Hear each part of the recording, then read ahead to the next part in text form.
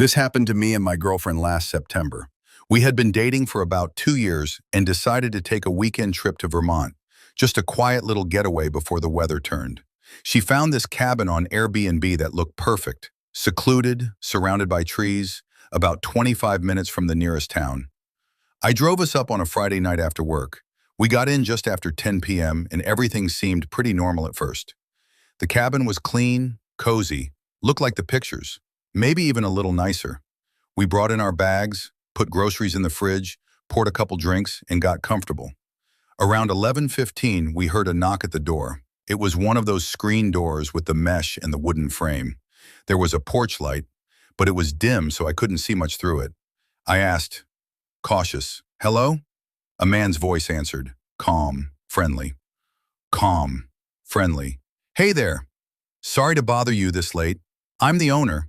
I just wanted to make sure everything looked good. Forgot to text earlier." It caught me a little off guard, but I assumed it was legit. I opened the main door, leaving the screen between us. The guy looked to be in his late 50s.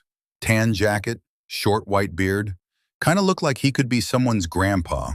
He smiled and nodded toward the cabin. Reassuring. "Hope everything's working okay. Just let me know if the heat gives you trouble. Old place." I thanked him and said everything was perfect so far. We didn't really want company, but he wasn't being creepy or anything. I figured he lived nearby and liked to check in on guests in person. Then he said something that felt a little off. He looked past me into the living room and said, "Unsettling. Looks a lot better when it's full of people, huh?" I kind of fake laughed and said, "Huckles," nervously, "Yeah," just to keep the vibe friendly. He nodded but didn't leave, just stood there with his hands in his coat pockets. After a few awkward seconds, he finally said, short pause, "All right, you two have a good night," and walked back down the porch steps. I shut the door, locked it, and looked over at my girlfriend, who had clearly heard everything. She said, concerned, "Did he just say, full of people?"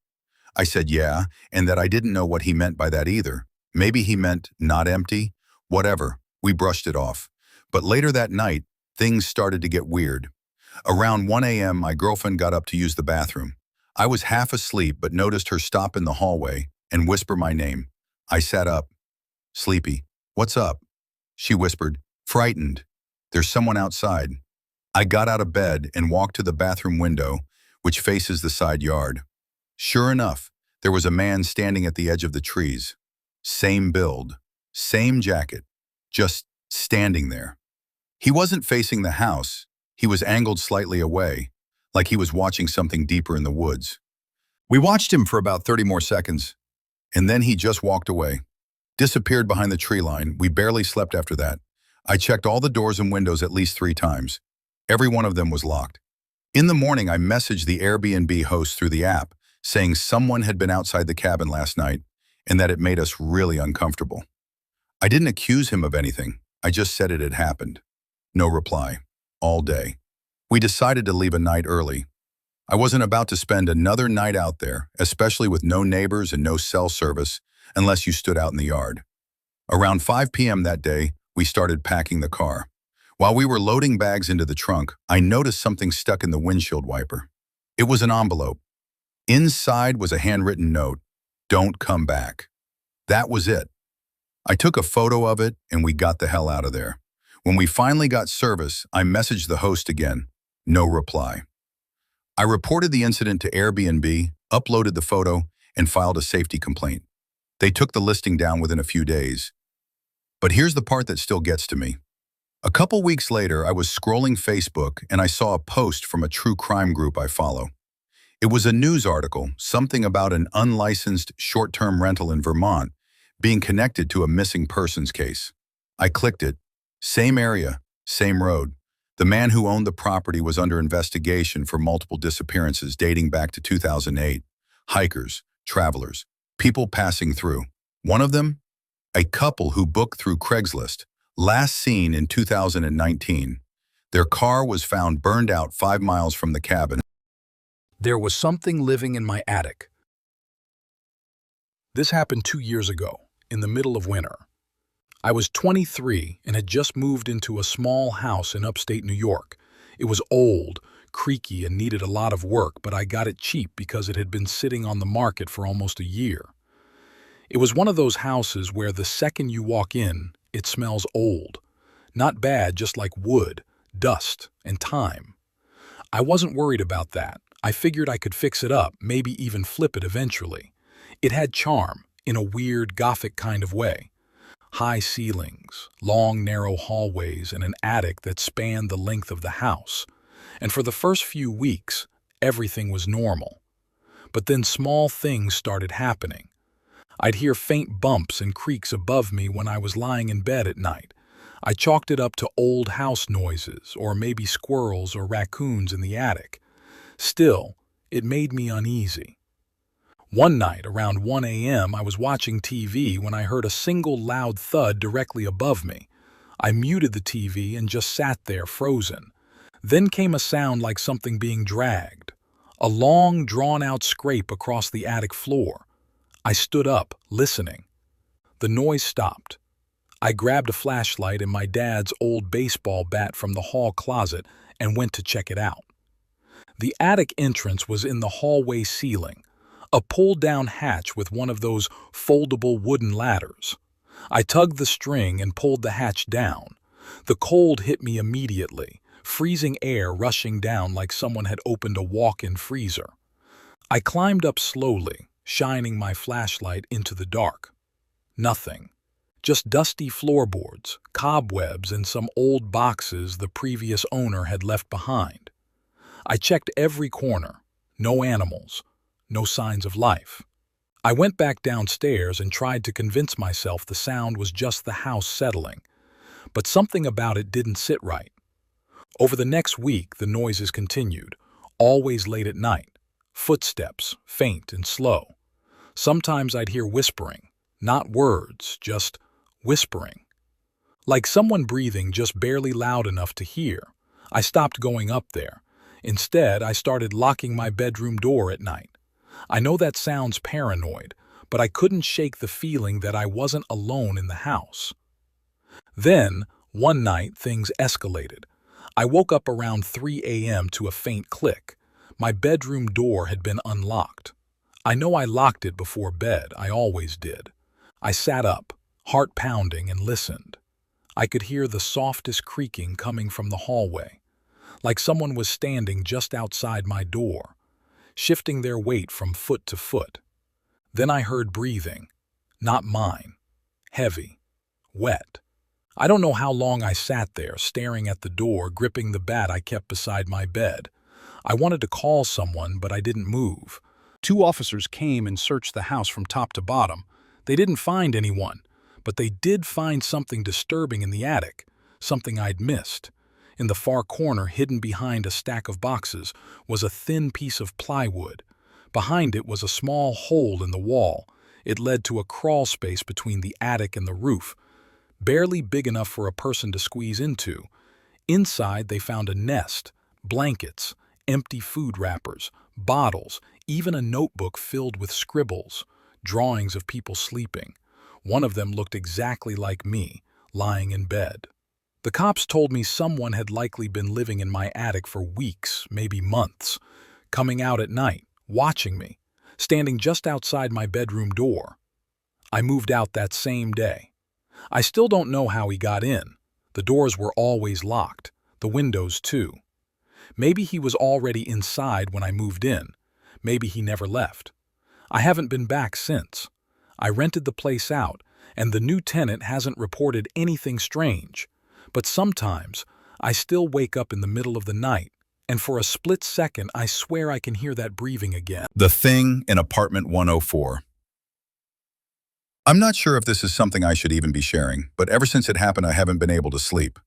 And I figured getting it off my chest might help, so here goes. This happened to me back in late 2022.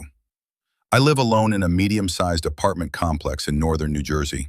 I moved there after a bad breakup, mostly because the rent was cheap and it was close to work. The place wasn't anything special, kind of old, a little musty, but I didn't mind. It was quiet, and that's all I really cared about. The weirdness started about a month after I moved in. There was this apartment across the hall from me, 104. The blinds were always shut, the lights were never on, and I never saw anyone coming in or out. I assumed it was just vacant, but then, one night around 2 a.m., I heard something. It was this thumping sound, slow, rhythmic, like someone dragging something heavy across the floor. It was coming from 104. I stood by my peephole, listening. Eventually it stopped, and I just went back to bed. A couple days later, I ran into the building's maintenance guy while checking my mail. I casually asked him if anyone lived in 104. He got quiet for a second, then said, "Yeah, an old man, Mr. Klein, been there for years, keeps to himself." That didn't make sense. I'd been there a month and never once saw the guy. After that, the noises started getting worse. It wasn't just thumping anymore. It was scratching, like nails on drywall.